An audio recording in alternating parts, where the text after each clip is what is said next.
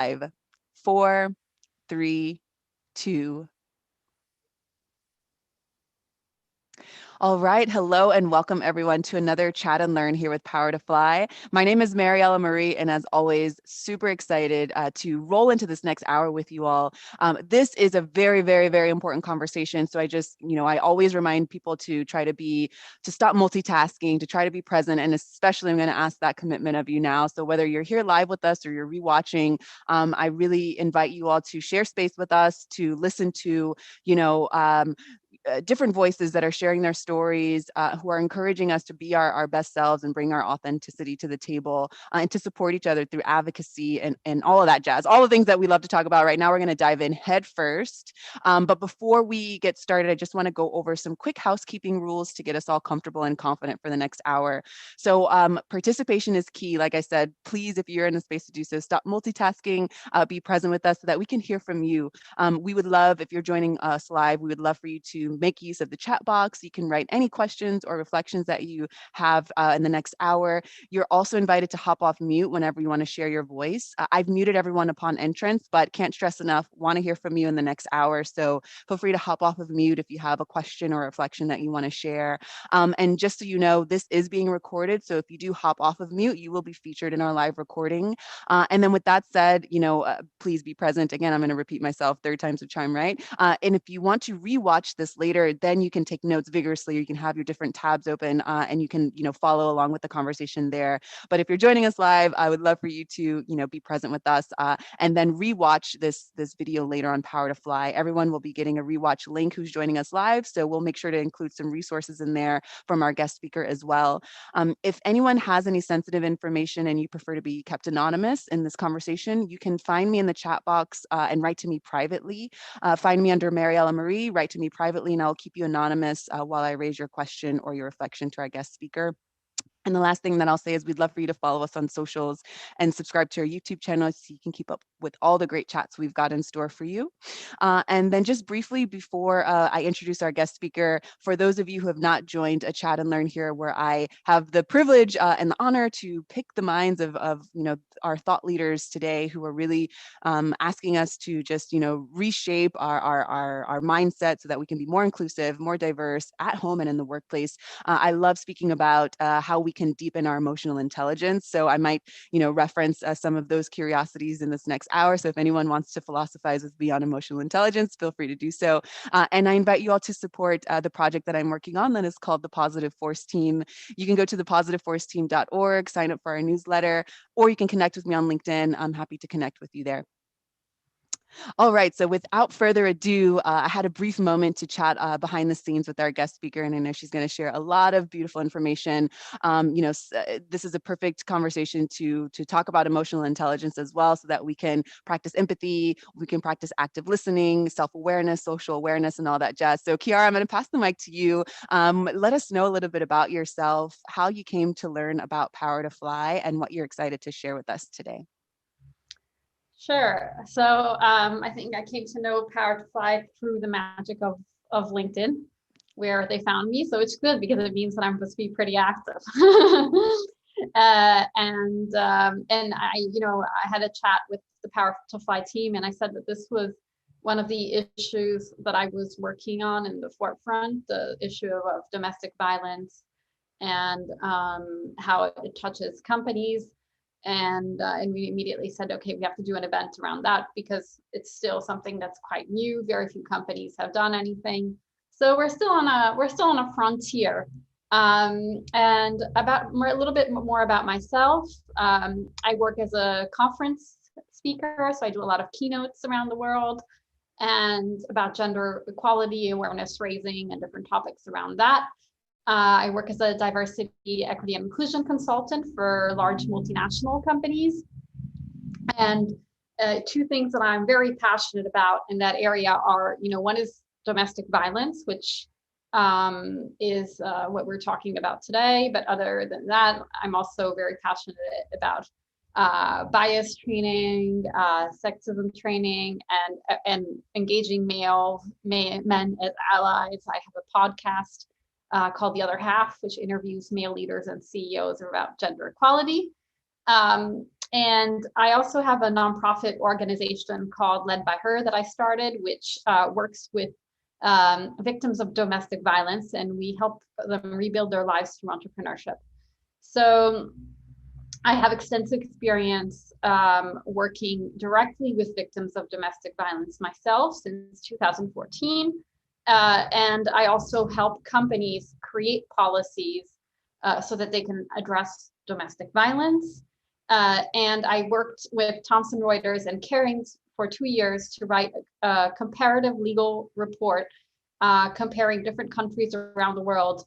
And we came up with best practice about what companies and countries can do in terms of legislation or best practice to change, to create change on this issue. So I'm here to bring you all that today.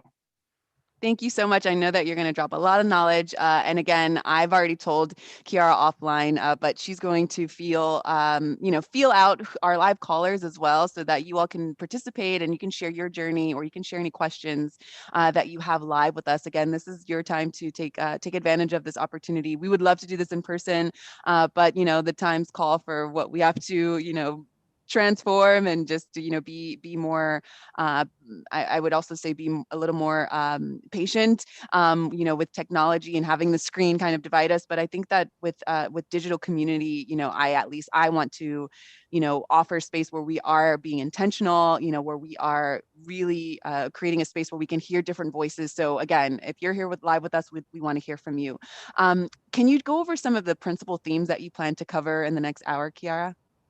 So yes, so basically I think for a lot of people, this is a very new issue. So we're going to talk about why are we even talking about this in the first place? Because like I said, it's still a frontier for DEI work, even though a lot of people are DEI specialists and know a lot about the issue. And then we're going to talk about, how companies can do what companies can do, and what is best practice around these issues, and what you can implement in terms of policy and in terms of systems. So we're going to go around also, and I'm going to summarize things from that huge report that I worked on and bring you the essentials. Awesome. Great. Okay, so I'm going to stop sharing my screen now so we can get some FaceTime here. And I'm going to open up the conversation with some questions that you folks have submitted offline behind the scenes. So if you hear your question come up, we want to hear from you, especially if you're here live. And if this isn't your question, but it still interests you, or you have some experience or tips and tricks of your own that you want to share, again, please hop off mute or write in the chat box. We want to hear from you. Okay, so let's start with this first question here. How can we start discussing this topic at work if it's never been discussed or acknowledged by ourselves or by the organization? Yes, so I think it's really important, and I think the first thing that we need to look at is, why are we looking at domestic violence as a workplace issue, right? Because a lot of something that people brought up in the questions that I was sent is, okay, but isn't it going into people's private spheres? Isn't it something that you don't do? You don't ask people at work about their private lives. All you should care about is what they do and how they perform. Well, the truth is that when you are a victim of domestic violence, it affects your whole life, because imagine you have this thing going on at home, and then you have drama around that, and then you have, for example, being a single mother, having to deal with children, having to find shelter, having to deal with psychological issues, having to deal with getting the right kind of help, court cases, everything you can imagine that goes with being a victim obviously has a really huge impact on the life of a woman. And it's sort of impossible to say, oh, she's going to go through all that at home, and then she's going to come to work and she's going to be a totally normal person and perform like she always did, and like everybody else does. No, and what a lot of studies have shown, whether it's the IFC, whether it's more local country studies, the IFC found that 80% of women who have suffered from domestic violence have reported consequences affecting their work. In the US, it's calculated that they're absent sort of 10% of the time. Really the effects are huge. Absenteeism, or they're present and they can't focus, or they can't give their team, or they're not in safety. So there are a lot of ways in which it really affects their work and their output. And the IFC even did incredible studies about the lost productivity from domestic violence and actually calculated this in numbers. So it's a huge issue. So when it comes to the workplace, it means that we need to deal with it in the workplace, because obviously this woman who comes to work in this situation, well, she's not going to be able to, like we said, perform and be like everybody else. And so, we can't fire her. That would be otherwise, we risk going into discrimination. But we risk firing her, or we risk creating these consequences because we don't know that she's going through all this, because we don't have the right things in place, or we pass her off for a promotion, or we don't consider her, and because we don't know that she's going through all this. So we need to have a policy and procedure in the workplace so that we don't discriminate against victims, and we allow them to have the benefit from the proper measures, but then also, assure their lives and livelihoods. Because imagine if a woman who is victim of domestic violence, already she's going through this horrible thing at home, and think about if she also loses her job. That's her financial stability. So that might be the only way out for leaving her abuser and creating an independent life going onwards. And they've also done, a lot of examination of this, and so many victims of domestic violence, for example, fall into part-time work from full-time work and lose their jobs over these issues. And that can be, very sad, but also very dangerous, and it perpetuates this cycle of violence for the woman. So creating the right system and the right way to respond. And then we're not saying that companies should become, psychological assistance organizations, but they should be able to sort of receive a victim and be able to address her to the right places. And once they have that in place, they make sure that such a person is not discriminated against, and that their issues are correctly addressed, and that the person gets to keep their job, and that the team gets to go forward. So it benefits the company, it benefits the person, and it benefits everyone. And the UN Women estimates that 2 out of 10 female employees are victims of domestic violence. Now, this statistic comes from 2019, so that is right before COVID. And we know that around the world, COVID has driven up the number of domestic violence cases around the world. So a lot of countries were reporting that they had 50% increase in domestic violence cases. So those numbers probably gone up. So think about in a really large company, in a really large multinational, how many statistically, how many women that represents. It is quite a number, and it's not huge. But it's not a huge percentage, but it's still a percentage that can be significant in numbers, and that needs to be addressed. And I think that there are a lot of things that companies can do with very little cost to the company, but that can have a huge impact on the lives of these women. So it's really a win-win situation. And like we said, there's also another issue, as we brought up COVID, and this was brought up in the questions a lot, which is that a lot of work is moving to remote. So there are a lot of issues also around legislation, around where the employer's responsibility lies when people work from home, because all that is shifting. So employers will, have to take more responsibility for people working from home. So that's another issue why to address this. And there's also an ILO convention that will soon be ratified by countries eventually, that says that domestic violence is a workplace issue and needs to be addressed in the workplace. So in the future, there will be legislation that will be coming on this issue. So why not companies doing it now before the legislation comes into place? Because one day they will probably have to. Wow, you are touching on so many things that folks are bringing up in the questions. So thank you so much for giving us your perspective there, because there's so many things to unpack with all of the flags that you're raising. I would love to start with some of these examples, maybe that you can give for these low cost, high impact, um, I don't know if they would be trainings or practices, but yes, best practices that companies can put into place. And I would also like for you to acknowledge this question, because it also speaks to this taboo of you must check your life at the door and come in as a clean slate. So this question reads: as we generally expect employees to be professional and to not bring quote personal issues to work, how can we create a quote free space where they can express any concern? So maybe if you can give any examples, for these low cost, high impact scenarios that people can start to adopt. And I love that you're saying be ahead of the game. If this is already going to go through legislature, go ahead and start to practice now and see, what can change, what needs to be modified, and what is beneficial, so that you can be a trendsetter, right? And trend setting something for good. So thank you so much, Kiara. You're unpacking lots, but again, let's start with this question here. How can they create free space when, historically speaking, in the workplace, everyone is asked, especially women, to check their personal issues at the door?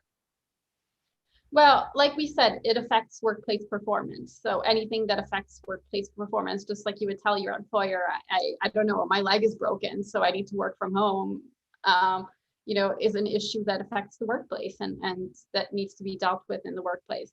That being said, I don't think that these issues can be dealt in the workplace effectively unless it's the workplace itself that says we address this issue. So I think that the first thing that needs to be put in place is a domestic violence policy. So a lot of companies have policies, for example, on sexual harassment, gender-based violence, and they don't really touch on this issue, but this can be added to existing policies around violence and harassment.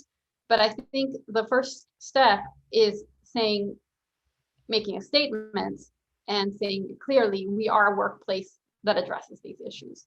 Because otherwise people are not going to individually do it. And also because they have no training, they have no way of knowing where to send people or address those things. So we don't want people to just, decide I'm going to address it myself in the workplace.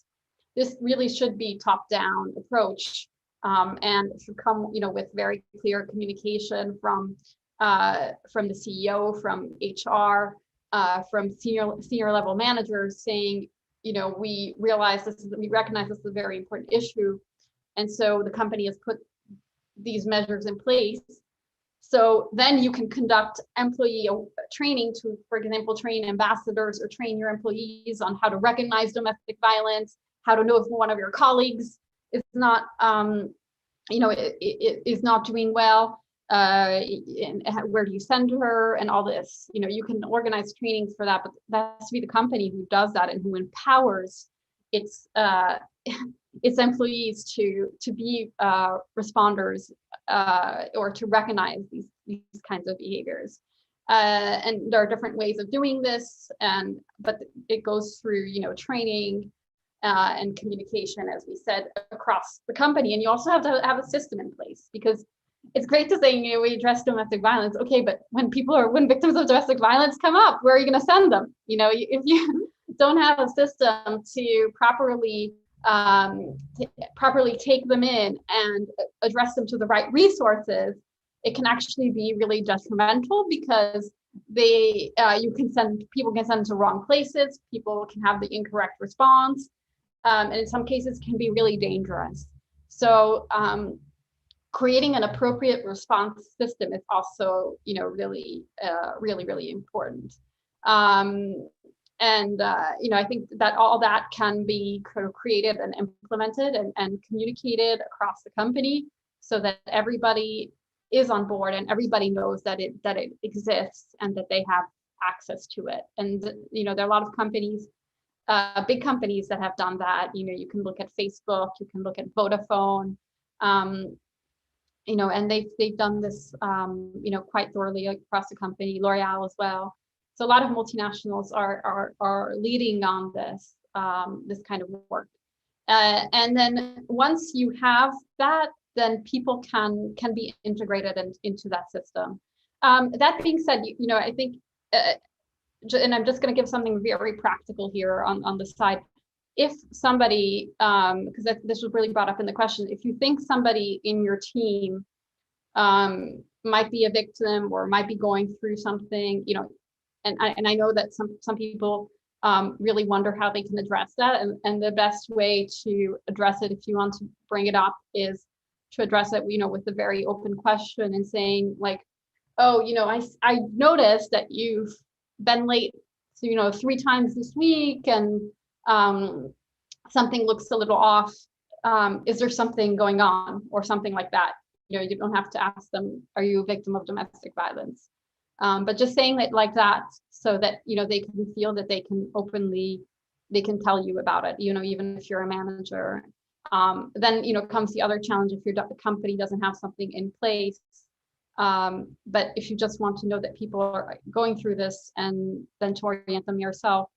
But if your company, once again, if your company doesn't have something in place, then it can be a little challenging, because you might not know the right way to orient them. And I think the best thing that would be if somebody comes up to you and says that, and opens up about the issue. When you ask the open question, it'd be like, okay, let's look up organizations in this area, Google domestic violence wherever you live, and there are organizations, I assure you, in every single corner of the planet, and call up someone. And there's also a hotline in basically every country if you have any questions, and that can be something that you can immediately do, just on a very pragmatic basis, as on the side of this training, because this was brought up in the questions.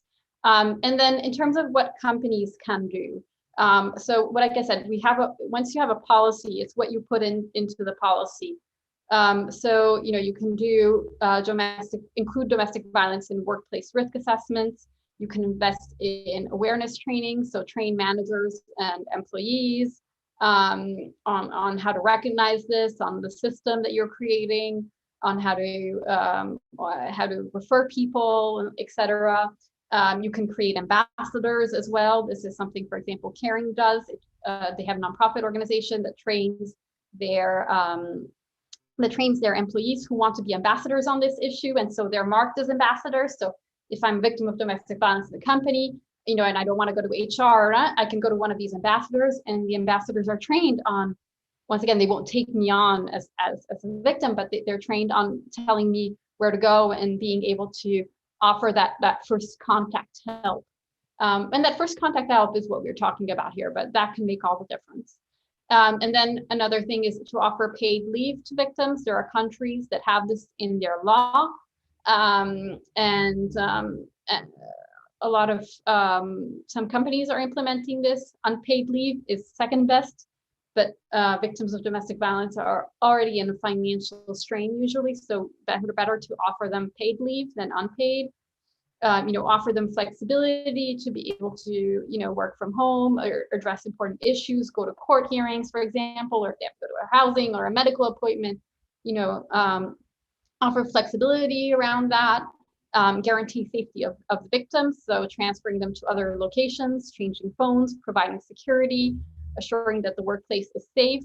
And there's one question that people asked me in the questions, which was about what if the perpetrator and the victim work in the same place?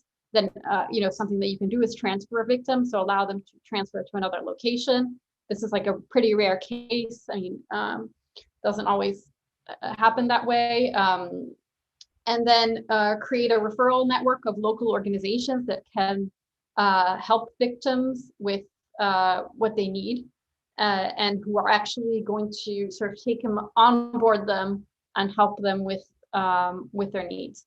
So obviously companies should not replace the work of professional organizations that are trained in providing services to victims. Companies should work with those organizations and know what those organizations are, so that they know where to send somebody.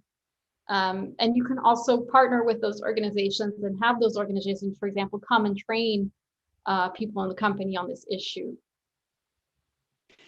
So much to unpack there. Again, thank you so much for dropping all that knowledge and sharing those resources.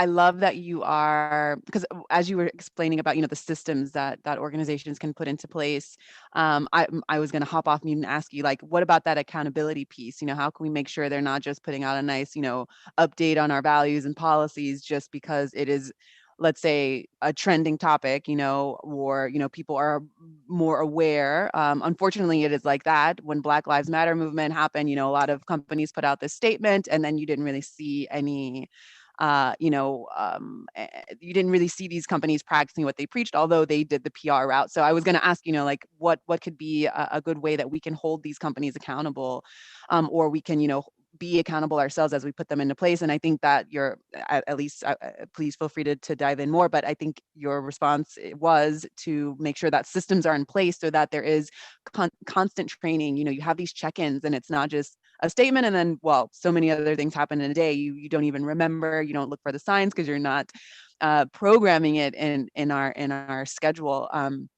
I find that and this just, I say this often, there is no button to end all of these isms, that we're facing in the world. So it's not easy, but it takes time, and it's a marathon. It's not, it's not a short distance race. And so putting these systems into place, I hope that more folks will find the time, because again, we have this warped perception of what productivity is like, what is this successful productivity? And I find that it's to most people's detriment, because then, you don't find the time to learn about how to truly be inclusive and how to truly practice, being implementing these tools to try to, effectively have DEI strengthen in the organization. So, that accountability piece for me is key, because we can say we want to help out, and we can say that we want to do all these things, but, and I love that you're saying from the leadership down, because if we don't have those constant reminders, then we're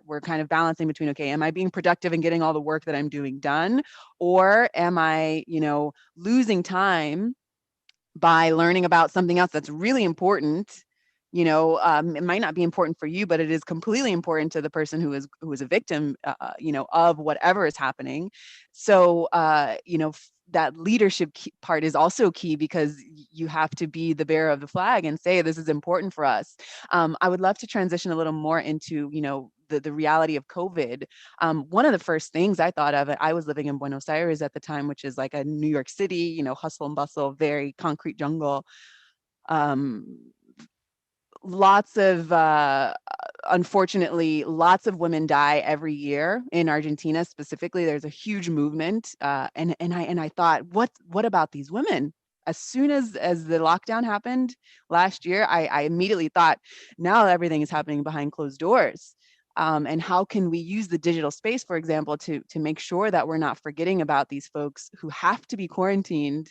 And I'm not just, and this isn't Buenos Aires specific or Argentina specific, this is a global issue, when we have to work from home, or we have to be, more indoors. And so the victims that are now, double times in that situation, how can we in this virtual space, Kiara, in this virtual space, how can we look out for each other? I mean, this is happening right now. These are unprecedented times, and I love the research that you're bringing to the table as well, because I hope that more leaders see that consistency is key. Lip service is not good for anyone, and don't excuse my English, fuck the PR trends. Practice what you preach, and implement these systems, so that people can be, also be more respectful of your values. I'm going on a rant now, but I guess my key question was, especially during these times where we're experiencing, lockdowns and restrictions and all of these things.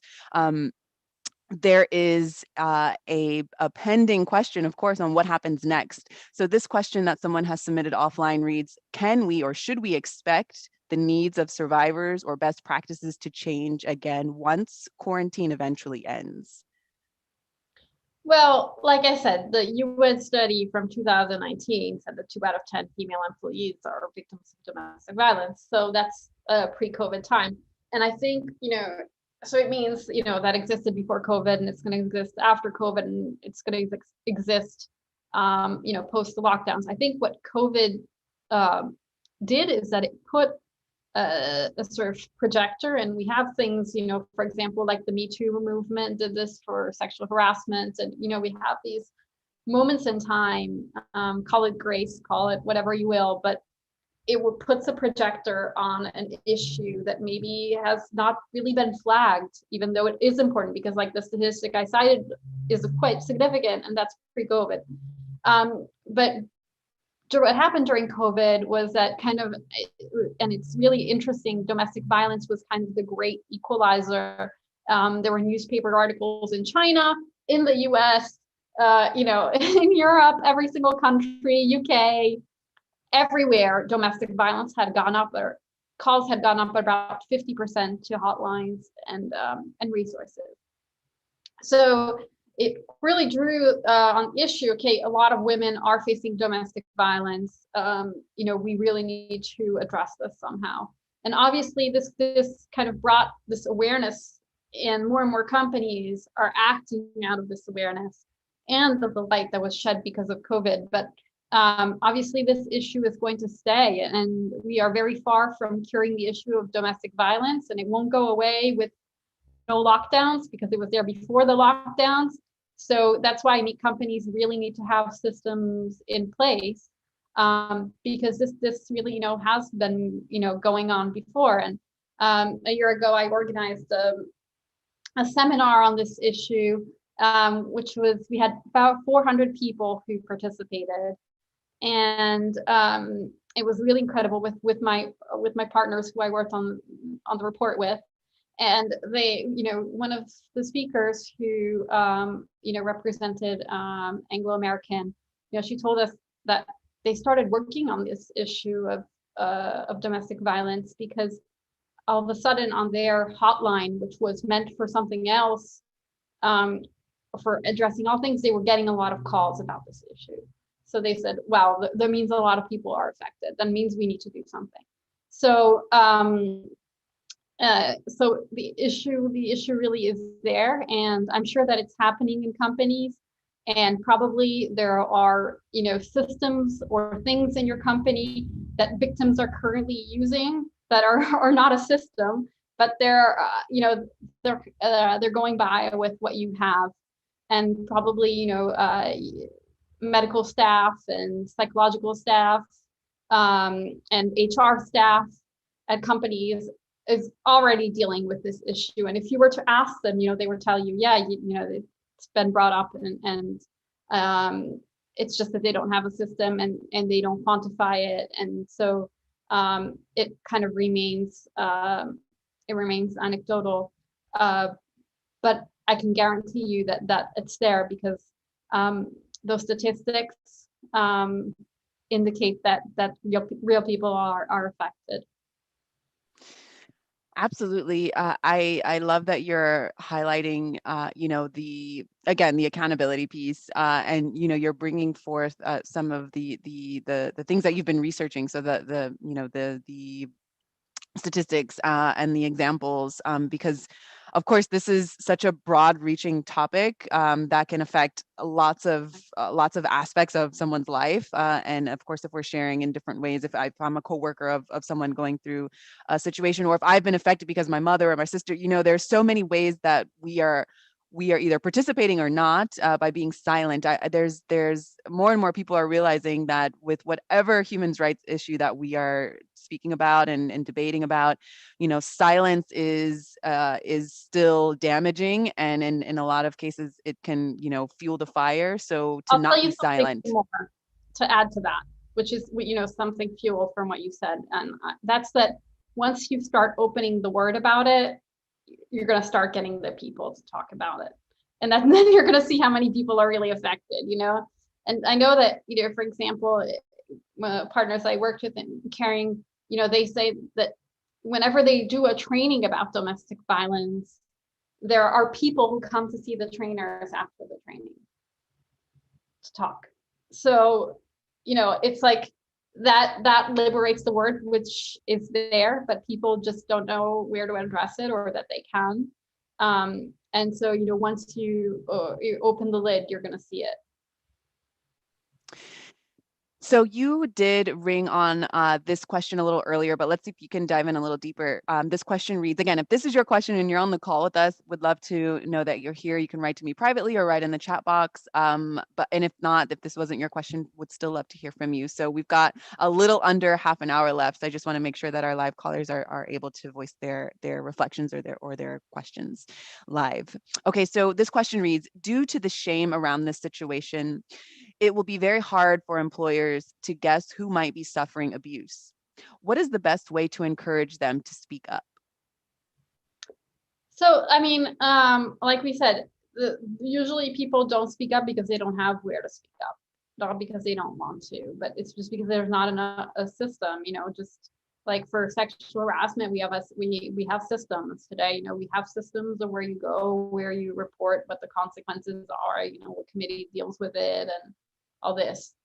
On this issue, we don't have any system. So people, don't bring up what's not dealt with. And like I said, once you put in a system, obviously people are going to say, okay, then I can go there and I can talk about this issue, because I didn't think that I could talk about this issue, because I thought, people would probably discriminate against me if I say, to my boss, I'm a victim of domestic violence. And then, then my boss is going to think, oh my God, like it's like, what a case. And, and maybe I won't get a promotion, maybe I'm going to get fired, or, what are the consequences, or, what burden am I putting on the person?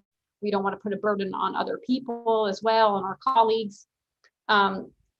So we often feel that we need to hold these things to ourselves because there's no system, and because, obviously people also have not been trained and supported by some kind of organization within the organization to deal with this. So, to open up the word, you need to tell people that it's okay to open up the word about it. So that's the first step, and I think that's the step that a company, like I said, a company takes, and that comes, top down. And it's not like one single manager in one location that's going to say, like, that's going to, open up the discussion about this. So I think that really comes top down, and then you have people, you train people on how to talk about this, on how to address this, so that it's no longer taboo as well. Because when you also bring this issue to the light, then you say, okay, this is something that, we deal with, like other things that might happen to you in life, that you go to your company and you talk to your company about. This is one of those issues, and unfortunately it affects women around the world, and it affects us, in a statistically significant way. So it's something that we should be able to bring up at work, like many other issues, but you accompany people in opening up that dialogue, and creating the resources, and creating the staff, whether it's your medical staff, whether it's you use work psychologists, whether you use, trained staff ambassadors, whatever you use, you create you create people who are there for that. And that also gives victim of domestic violence a lot of more confidence in going up and opening up about the issue. And a lot of times, one of the reasons we don't open up about these issues, because we don't think that if we think that, at worst we're discriminated against, or at best, even if I tell, my manager about this, it's not like he can decide to give me, 10 days of unpaid leave, or, or whatever, or is going to make the, or is going to do anything. And so we feel disempowered. And so we're like, okay, why am I gonna, just tell for the, people, domestic victims of domestic violence, they don't just want to tell just to share, they have other, people psychologically helping them, and support groups and all that to share their life.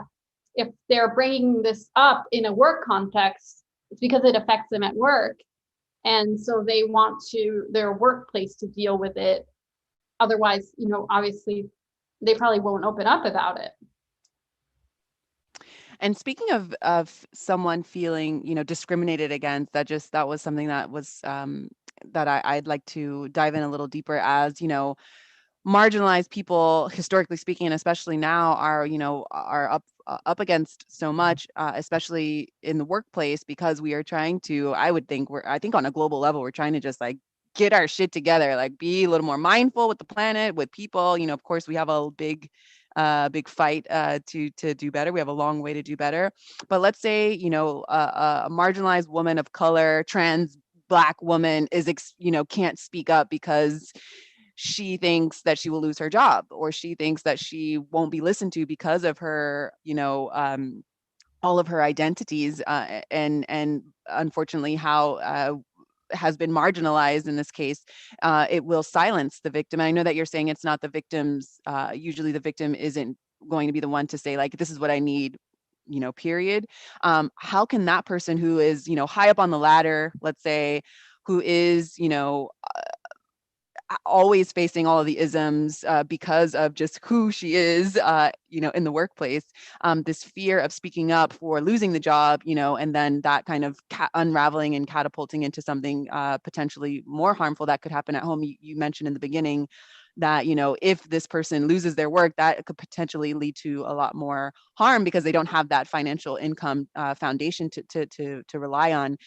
What can that person do? The person that is, climbing the ladder, that is, the first at the table, who, can't, who doesn't have space or the courage, let's say, to speak up in that moment. What can be put into place there for those specific situations when marginalized people are experiencing abuse in the workplace?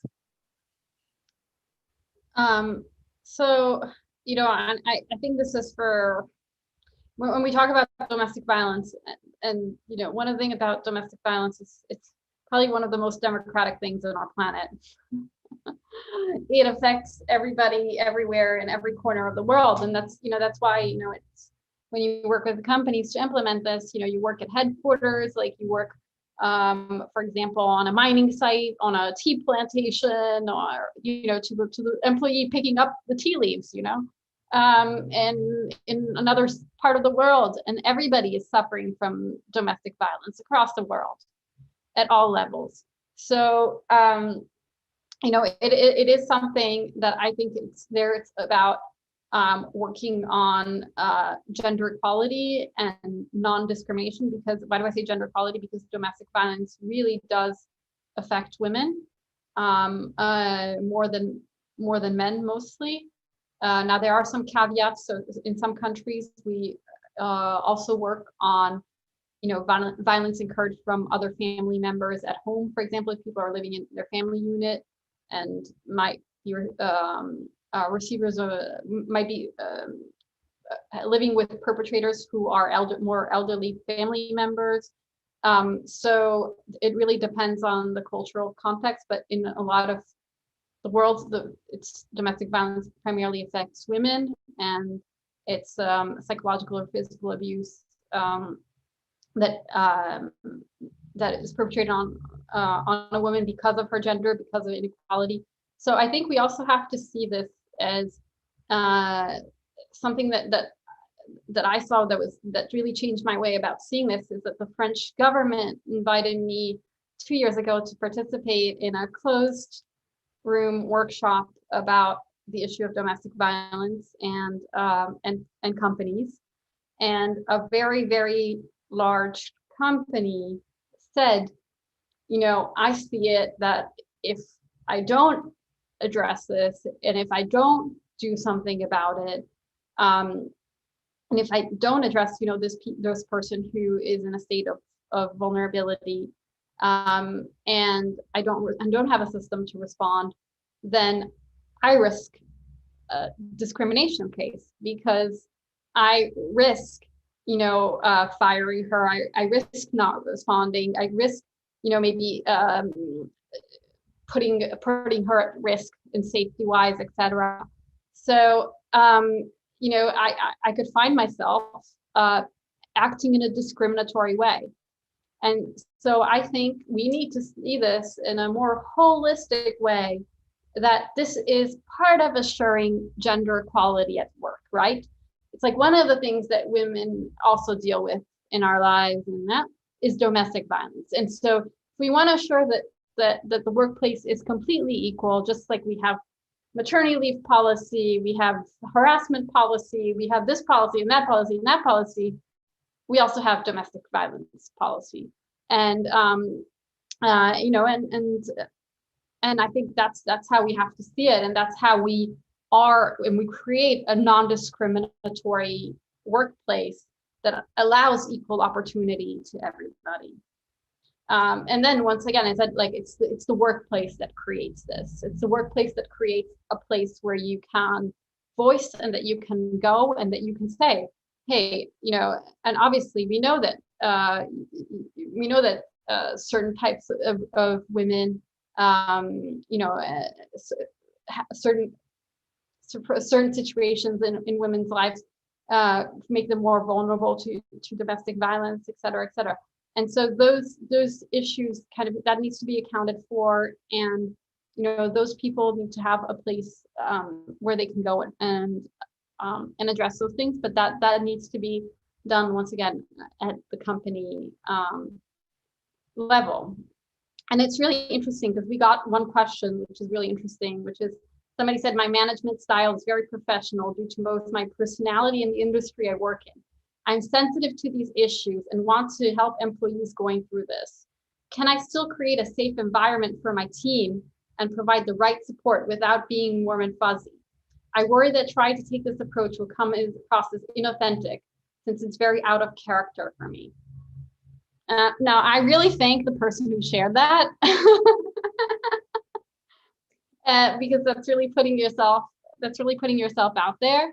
And I want to say that's why, you know, this has to be a company-wide thing. That's why you need to make, say, you know, me as multinational company say, okay, workplace free of domestic violence, and this is how we address it, and all managers on board.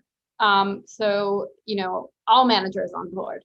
And so it's not, you know, do I address it? Do I not address it? Do I see a victim and I pretend like I don't see her? Do I, you know, do I open up the conversation? Oh my God, what if people come up to me? You know, it's like not, it shouldn't be like a gray area. It should be that, you know, everybody does it, or, you know, there are systems in place, that there is a response, so that, yeah, managers don't feel like they're in that situation, you know, like, oh my God, what if I start talking about it? What will people think of me? And, you know, is it even appropriate that I'm talking about this as a manager? Is you know, and like it should not be up to individual employees. And that pressure should not be put on individual employees. But I recognize, you know, like I go, like, my heart goes out to this person, because yeah, of course, like, you're in a company and you think it's an important issue because you think, you know, that you care about the well-being of the people around you, and you care about the performance of your team and the well-being of your team, and you want to create the best possible work environment where everybody thrives and brings success to your team. So you would, you know, to assure that, you need to assure that everybody's okay. And so, you know, if your company doesn't have that, then you are in that situation of like, oh, you know, what do I do? You know, like, and how are people going to take this? And am I doing the right thing? And that can be a lot of pressure for a manager. And from the questions, I can see that a lot of people have dealt informally with these issues in the workplace. And, you know, they've kind of like had to make those calls, and that can be really a challenge. And I think it's impossible to say in a really, really large company, you know, you won't have to be faced with this challenge. I love that you said that we need to look at this in a more holistic way. I find that I am very, you know, I will raise the flag on seeing anything in a more holistic way, please, so that we can just, you know, bring things into balance and context. The umbrella of gender equality includes domestic violence policies. So it's not an extra thing that you should be thinking about, it should go with, the other things that we're putting into place. So I love that, awareness and just that reminder there that you're, calling out to folks, and especially leaders in multinational organizations, but also, startups. I find I would love to hear you speak a little bit about, that startup life that, doesn't have an HR office, let's say, or, they're dealing with digital nomads or freelancers, or contractors that are in different cultures. How do you know, how do you have the eyes for to be aware So, of, what is going on in different cultures? um, so I think in the most ideal world, we wouldn't be talking about this because we would all be like the province of Ontario, Canada, which is the only province where this is done in national legislation. And the reason why they put it into national legislation is because they had a very bad case of a workplace that didn't protect the victim, and she was actually killed by her abuser. And this put a lot of pressure to change the legislation, and they're the only place in the world that has complete legislation on addressing victims of domestic violence in the workplace. So that means that when you have national legislation, it's not up to the individual company to say, oh, I'm going to give 10 days of unpaid leave, or I'm going to this and that. No, there's legislation that says, okay, when somebody is a victim of domestic violence, this is what you give them, and you have to follow it. You have to follow it whether you're a very large company, you have to follow it whether you're a small and medium company, or where you're the two-person startup. You have no choice. It's law. Just like, there are laws around sexual harassment and other things. And right now, domestic violence, gray area in most places. There's nothing in the law. So employee health and safety, that's where it falls. And guess what? There's really nothing specific on employee health and safety. So it falls by the wayside. So until it's in the law, it's ignored usually by most companies. So why do I think, am I focusing on multinational companies? Because I think it's second best, because multinational companies like Facebook and companies, like L'Oreal, and they have a very large footprint, obviously, but they also can really set the trend and put the pressure on large actors and on a lot smaller actors to start implementing these things. If they do it, other companies will start doing it, and we're going to move towards best practice. So I think multinationals also have the power to help change the law, and help work on that best practice where there is no best practice.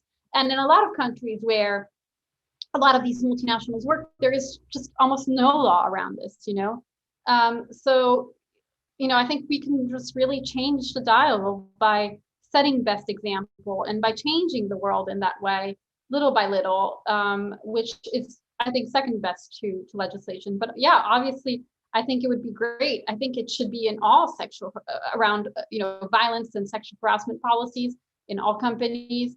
At every level should have it. Yeah, a startup should have it. I mean, why should a startup not address it? There's no issue. I mean, but statistically speaking, like if we say 2 out of 10 victims, 2 out of 10 female employees are victims, obviously, those numbers become statistically significant when you have multinational companies, and multinational companies also have a higher risk and higher reputational risk. So there's also more interest there in taking up policies.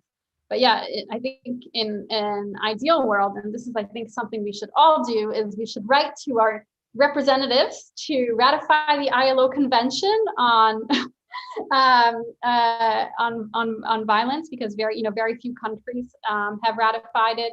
And once countries adopt the ILO Convention, then it's going to become part of their national law. And then we will assure that every woman, every victim of violence around the world, no matter who she is, where she is going to be protected, and it's going to have her life and livelihood assured. Because I think this is just such an important and a key component that we need to solve to move the world towards better gender equality, because domestic violence is something that happens, and it's something that we need to deal with. And I think we just each have to take our part of the responsibility as individuals, as companies, and as legislators. So, in an ideal world, I would want every company to have this, and I'm happy to work with every company to to do this. And but Yes, until yes. we've all become like the province of Ontario, there's a lot of work to do. Yes. So actually, I mean, time has flown. We've got about 3 minutes left, and I love that you are reminding us of the convention. I would love to hear you speak a little bit more about it because I can just feel the passion. And also, I'm gonna, as soon as we hang up, I'm gonna go do some research and figure out how to share my voice there. So thank you for flagging that a couple times in this conversation. So as you've been able to, research and speak with diverse folks and especially with companies, have you gathered some of your favorite like resources, whether they be books or podcasts, or maybe some of your favorite thought leaders that you like to bring into your conversation? Any artists, anyone or anything that you find that can be a resource for people to just kind of search and start the work right now?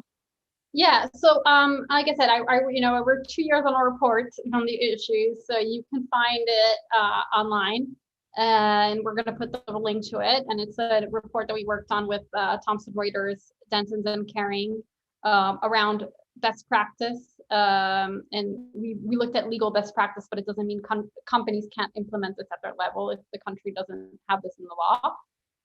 Around domestic violence response in different countries like the UK, Italy, France, New Zealand, Australia, and Canada. And I also worked on another toolkit that Business Fights Poverty has online about how companies can respond to gender-based violence. And I included in that toolkit, I worked on several case studies interviewing companies that had implemented domestic violence policies and systems. So if you were looking for examples, that's a good place to go. I'm very, very happy to connect with anybody further who wants more information on this topic, or who's curious to learn more. And like I said, any company that I can convince to do this is one more stone added to getting to towards equality. So I'm really happy to help. Thank you so much. And how can we find you? For those who won't be receiving the rewatch email with all of the links, can you just voice, where we can find you online and connect with you? Yeah, on all social media. My name is Chiara Condi, and it's a pretty rare name, so you can you can find me on all social media, and it's me. Great. And then one more, repeat one more time where we can find that study. So for folks who won't get the rewatch email, maybe they can, they're listening to the video now. Where can they find this awesome study? Sure. So either on my nonprofit's website, ledbyher.org, or on Thomson Reuters, the Thomson Reuters Foundation. They've also published it online.